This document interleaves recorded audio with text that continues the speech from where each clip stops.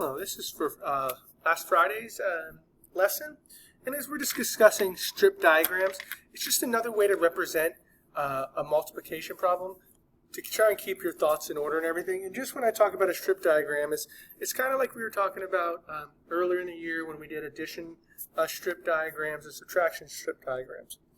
When we do a strip diagram for multiplication, the things that we know is what you can do in your journal. You can just do, I'm going to do a nice and simple one.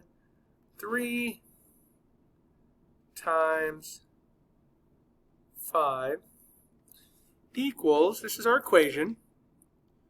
And in order to make this equation, we don't know the total.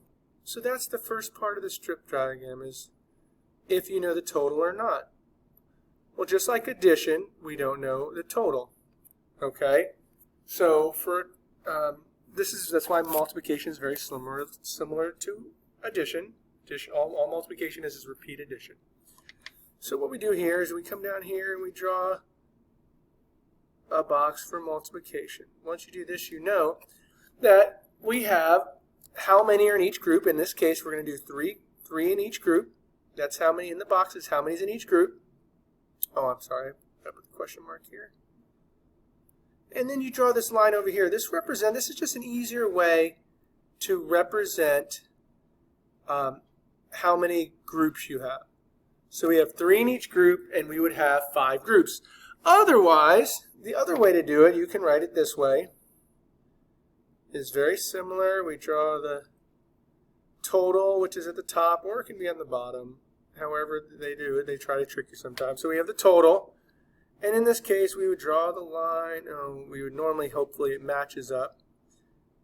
And then you would draw, in this case, 5 boxes.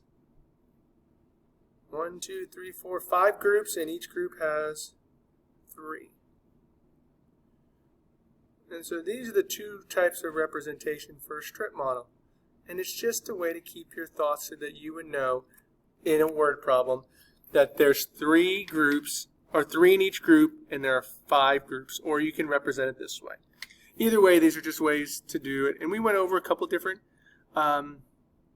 examples. We did some where it talked about 2 times. So like this question right here was about Jose, and he has 3 remote control cars. There's his 3 remote control cars, and there's Jose. Benito has 2 times as many remote control cars as Jose.